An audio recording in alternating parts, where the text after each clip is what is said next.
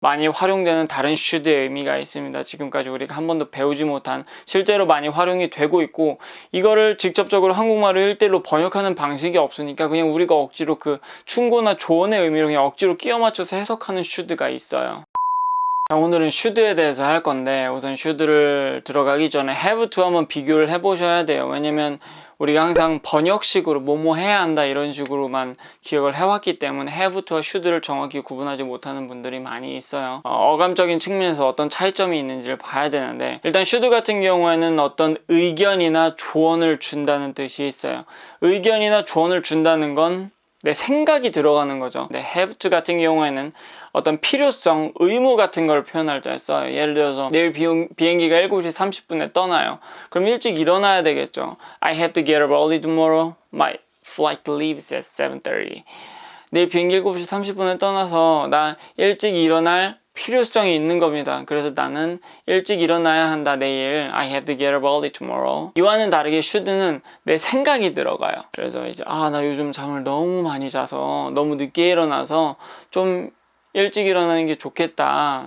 These days I wake up too late. 너무 늦게 일어난다 이거죠. 그래서 I should get up earlier. 좀 더 일찍 일어나는 게 좋겠어. 이렇게 내가 생각하기에 올바른 일, 좋은 일을 조언을 하는 거죠. 그래서 이렇게 내 생각이 들어가기 때문에 I think랑 굉장히 잘 어울립니다. I think I should get up earlier. I think I should get up earlier 하면 완벽한 문장이 되는 거죠.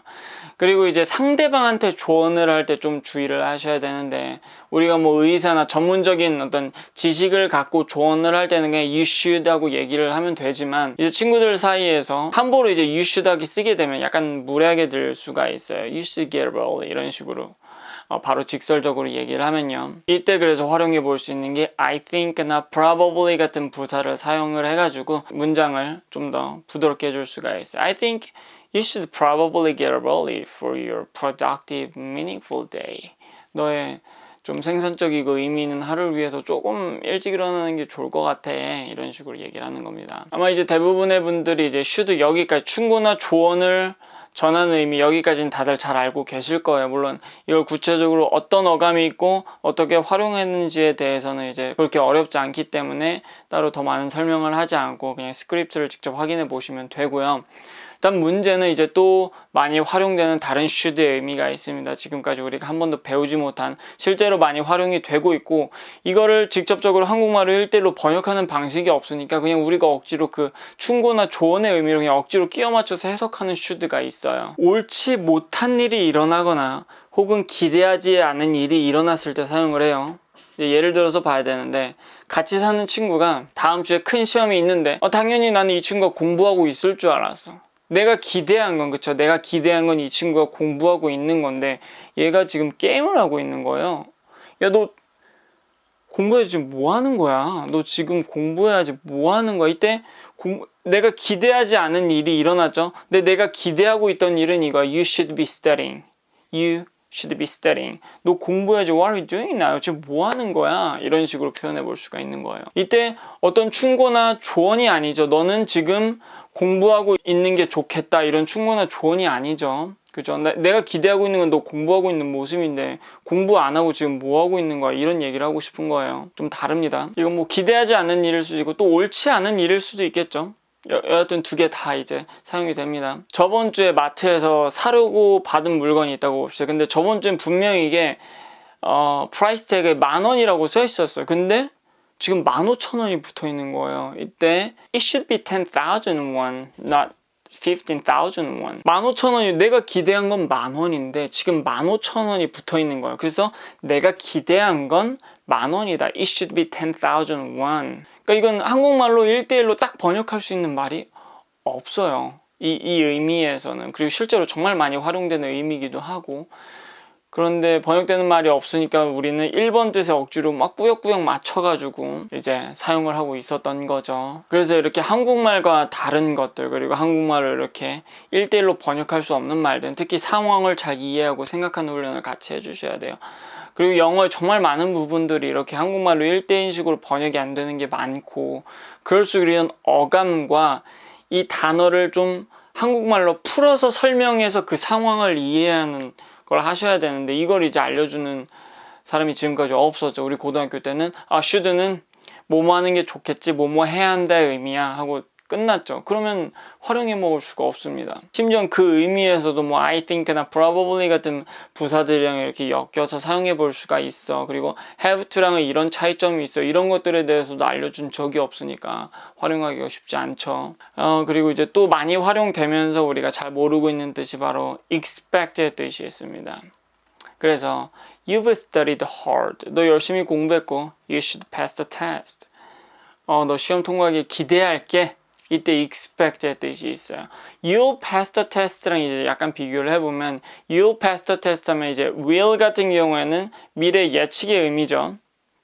좀 더 확신을 가지고 예측은 너 패스할 시험 통과할 거야 이렇게 얘기를 하는 거고 should 같은 경우에는 내가 너 통과하길 기대한다 이 정도의 느낌을 넣는 거예요. 그러니까 막 회계사 시험이라든가 뭐 5급 공무원 시험 같은 경우는 너무 어렵잖아요. 이런 거 같은 경우 사실 야, 너 통과할 거야. 무조건 통과해. 이런 식으로 확 얘기하기가 좀 쉽지 않죠. 그때 you should pass the test. 너 시험 통과하길 내가 기대할게. 이런 식으로 얘기해 볼 수가 있는 거예요. 그래서 아마 이런 경험들 다들 있을 거예요. 뭐뭐 하는 게 좋겠다. 뭐 충고나 조언의 의미로 해석했는데 약간 느낌이 좀 이상해.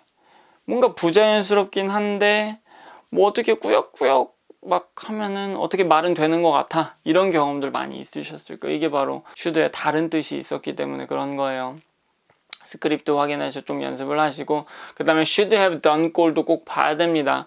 이거는 이제 한국말로 좀 그대로 번역해서 활용해봐도 괜찮을 것 같아요. 상당히 비슷하거든요. 한국말 어감과. 그래서 뭐뭐 할 걸 뭐뭐 했어야 했다 이렇게 하시면 됩니다. 그냥 과거에 내가 하지 않았던 일이 사실 이게 옳았던 거예요. 이게 좋은 거였고 이게 옳았던 거예요. 내가 과거에 하지 않았던 일이 좋고 옳았던 일인 거죠. 얼마 전에 자영업자랑 인터뷰하는 영상을 봤는데 코로나 때문에 사실 많은 자영업자들이 힘들잖아요. 그래서 내가 사업을 하지 말았어야 되는데 누가 알았겠어요. 가게 열자마자 2달 만에 코로나 바이러스가 터질지. I shouldn't have started the business. I shouldn't have started the business.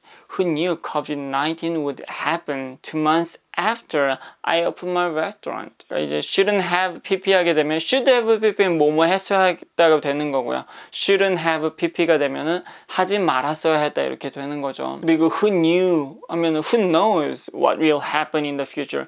누가 알겠어? 약간 이런 표현이에요. 근데 이제 과거니까 who knew 누가 알았겠냐? COVID-19 would happen. Who knows what will happen 이니까 이제 will이 또 과거 형태로 같이 바뀌어야 되는 거야. 바뀌어야 되겠죠. 그래서 who knew COVID-19 would happen 2 months after. 그리고 after 같은 경우도 이런 식으로 활용해 볼 수가 있어요. 앞에 시간을 나타내는 부사를 활용해 가지고 2달 이후에 뭐뭐한지 2달 이후에 혹은 뭐뭐하고 나서 바로 right after 아니면 shortly after 뭐뭐하기 바로 전 shortly before 이런 식으로 after이나 before 활용해 볼 수가 있고 after 같은 경우에 또 자체가 이렇게 conjunction 접속사도 되고요. 부사도 되고요. 전치사도 다 돼요. 그래서 예를 들어서 다음 주나 이 다음 주에 잠깐 들릴게 하면은 I'll come by. 잠깐 들리다 할 때 뭐 come by, stop by 이렇게 해주시면 돼요. 그래서 I'll come by next week or the week after 이런 식으로 해볼 수가 있어요. 부사로 이때는 부사로 쓰는 거. The week after 그 주 다음에 이렇게요. 그 다음에 뭐 전치사로 쓰이는 건 다들 알고 있죠. After that 그거 이후에 이렇게 After I opened my restaurant 하고 이렇게 접속사처럼 쓸 수도 있고요. 그리고 뭐 혹은 뭐 내가 차를 타고 나왔는데 차가 너무 막혀서 대중교통 이용했어야 되는데 We should have used public transportation. 대중교통 이용하다 할 땐 use public transportation 하면 됩니다. should have pp 같은 경우에는 한국말 번역으로도 크게 위화감 없이 사용할 수 있는 뜻이기 때문에 하시면 되고 스크립트 확인해 보시고요. 그렇게 어렵지 않을 겁니다. 영어 실력을 빠르게 키우기 위해서는 한 문장 한 문장을 연습을 할 때도 내가 얼마나 이 문장에 대해서 깊이 이해하고 바라보느냐 그냥 한국말 번역 보고 따라하니 왜냐면 우리 중고등학교 때 하던 게 결국 그거거든요. 한국말 번역 보고 글 열심히 읽은 거. 저도 아직 이제 발전해야 될 부분이 많고 공부를 계속 하고 있지만 계속 저 공부하면서 여러분들한테 도움될 수 있는 영상 계속 만들고 병행하면서 도와드리겠습니다. 항상 궁금한 거 있으면 언제든지 댓글 남겨주세요. 그런 거에 대해서 이제 최대한 구체적으로 여러분들이 이해할 수 있도록 세세히 다 설명드리겠습니다. 감사합니다. 다음 영상에서 뵙겠습니다.